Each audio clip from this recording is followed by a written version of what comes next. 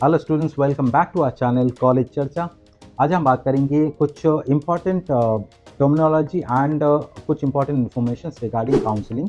अगर students counselling के through AKTU के जो कॉलेजेस है उसमें एडमिशन देख रहे हैं, चाहे प्राइवेट हो चाहे गवर्नमेंट हो, कुछ चीज़ें हैं जो आप थोड़ा सा एक्सप्लेन कर देते, तो मैंने सोचा कि इंडिविजुअली हमने जो इन्फॉर्मेशन देना था दे तो दिए, बट ये सारे जो क्वेश्चन है बहुत सारे स्टूडेंट्स का है, तो एक वीडियो बना के इस चैनल पर रख रहे ताकि आपके लिए वो फ़ायदेमंद हो। तो कौन कौन सी चीज़ें, पहली बात तो काउंसलिंग अगर आप करना चाहते हो तो बेसिक एलिजिबिलिटी को लेके बहुत सारे डाउट हैं, बहुत सारे, क्योंकि अलग अलग यूनिवर्सिटी का अलग अलग होता है। तो स्टूडेंट ने पूछा AKTU में एलिजिबिलिटी क्या है। देखिए AKTU में एलिजिबिलिटी है, अगर आपकी 12th में 45% है तो आप काउंसलिंग के लिए एलिजिबल हो। आपकी एडमिशन मिलेगी रैंक के बेसिस पर, लेकिन एलिजिबिलिटी मिनिमम है 45%।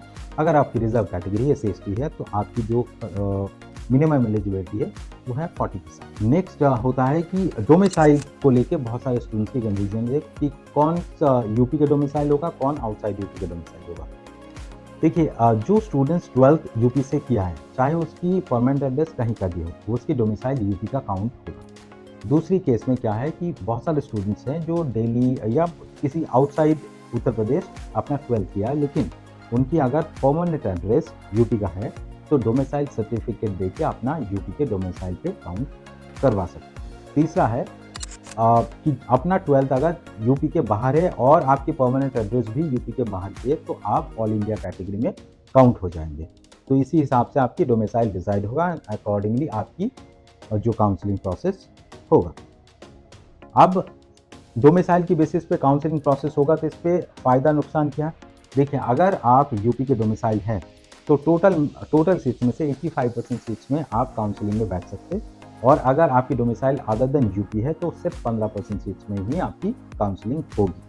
अब ये जो यूपी में रिजर्वेशन कैसे है, देखिए रिजर्वेशन की दो तरीका है, एक वर्टिकल रिजर्वेशन, एक है हॉरिजॉन्टल रिजर्वेशन। वर्टिकल में क्या होता है, वर्टिकल में जैसे आपकी जनरल कैटेगरी, देन आपकी SC/ST category and OBC category, ये सारे रिजर्वेशन को हम कहते हैं वर्टिकल रिजर्वेशन। तो वर्टिकल रिजर्वेशन में हम देख लेंगे, वर्टिकल में जो शेड्यूल्ड कास्ट है उसकी रिजर्वेशन है 21%, जो शेड्यूल्ड ट्राइब है ST कैटेगरी उनके रिजर्वेशन है 2%, एंड जो OBC कैटेगरी है उसका रिजर्वेशन है 27%। तो ये तो वर्टिकल रिजर्वेशन है।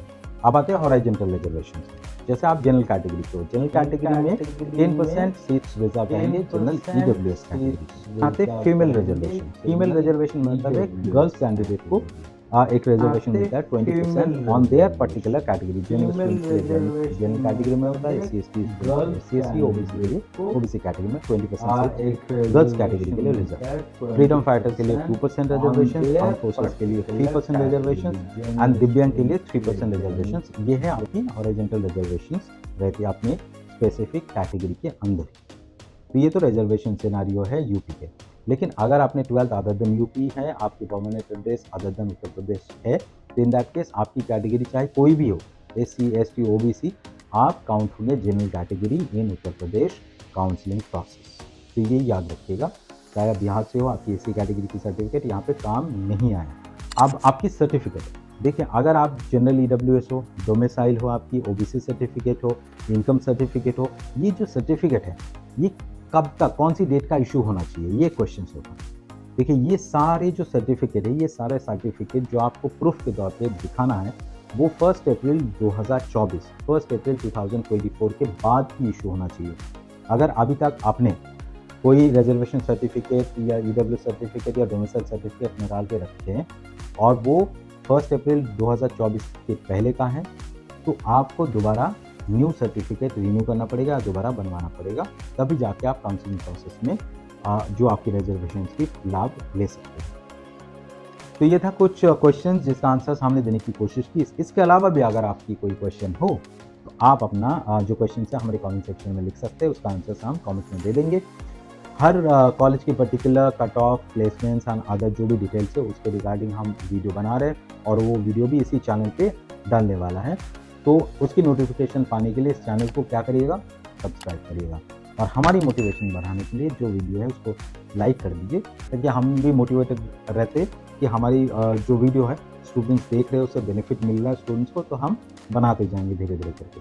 कोई क्वेश्चन क्वेरीज हो, अगर आप डायरेक्टली बात करना चाहते हो तो हमारे जो नंबर है नीचे, उस नंबर पे कॉल करके काउंसलर से बात कर सकते हैं। जो भी आपकी क्वेश्चन है उसकी समाधान करने की पूरी कोशिश हमारी तरफ से रहेंगी। किसी पर्टिकुलर कॉलेज में एडमिशन्स के लिए क्या क्या तरीका है उसके बारे में भी हम डिस्कस करेंगे और बताएंगे कि कौन कौन से तरीके से आप एडमिशन ले सकते हो। जैसे काउंसलिंग एंड मैनेजमेंट होता है, दोनों कैटेगरी अवेलेबल होता है, कैसे होता है वो सारे डिस्कशन के वीडियो हम इस चैनल पर डालेंगे। उससे पहले भी अगर इन्फॉर्मेशन आपको चाहिए तो क्या करना है, कॉल या WhatsApp and you will get the answer. Thank you so much. मैं आपसे मिलूंगा अगले वीडियो पे, तब तक के लिए आप अपनी फैमिली का ख्याल रखिए।